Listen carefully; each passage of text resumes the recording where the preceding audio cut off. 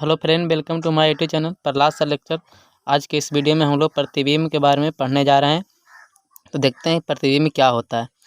तो चलो देखते हैं। तो प्रतिबिंब, जब प्रकाश स्रोत से आती हुई प्रकाश की किरणें परावर्तन या अपवर्तन के बाद जिस बिंदु पर मिलती है या मिलती हुई प्रतीत होती है तो उस बिंदु को वस्तु का प्रतिबिंब कहा जाता है। यानी जब प्रकाश स्रोत से प्रकाश की किरण आए तब जिस बिंदु पे यानी जिस बिंदु पे मिलती है या मिलती हुई प्रतीत होती है तब उस बिंदु को क्या कहते हैं?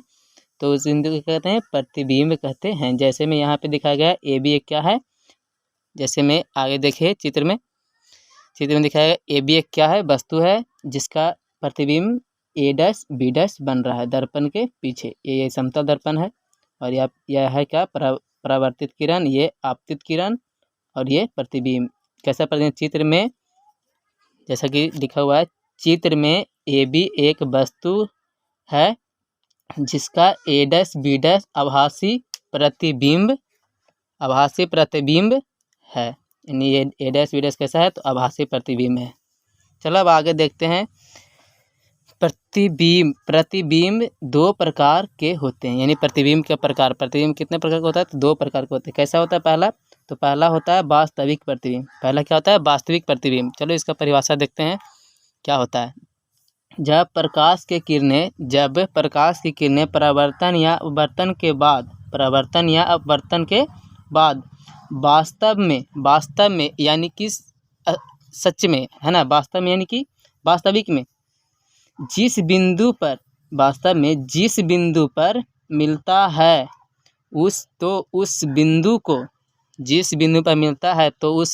को वास्तविक प्रतिबिंब कहते हैं। तो उस बिंदु को क्या कहते हैं? वास्तविक प्रतिबिंब कहते हैं या फिर कहा जाता है। चलो वास्तविक प्रतिबिंब का कुछ गुण है वो देख लेते हैं। गुण भी पूछता रहता है, इससे अंतर ज़्यादातर सोल्व होता है। यानी वास्तविक प्रतिबिंब और काल्पनिक प्रतिबिंब में अंतर पूछता है तब ये सोल्व होता है इससे। तो पहला गुण क्या है? यह हमेशा उल्टा होता है। किससे? वस्तु से। यानी वास्तविक प्रतिबिंब है जो हमारा हमेशा क्या होता है, तो उल्टा होता है।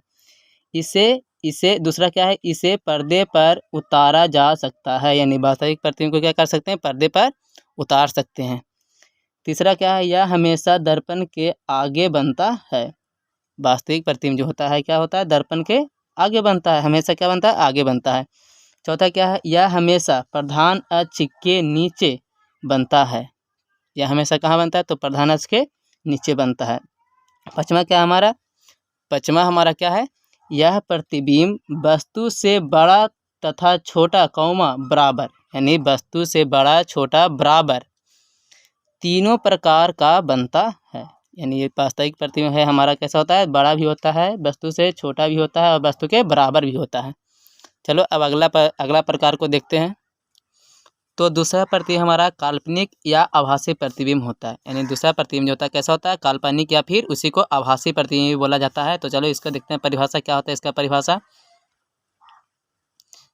जब प्रकाश के किरण परावर्तन या अपवर्तन के बाद जिस बिंदु पर मिलने का प्रतीत होता है, जिस बिंदु पर मिलने का प्रतीत होता है या आभास होता है, यानी मिलता हुआ हमें लगे कि मिल रहा है वहाँ पे, तो उसे आभासी या काल्पनिक प्रतिबिंब कहते हैं। उसे क्या कहते हैं?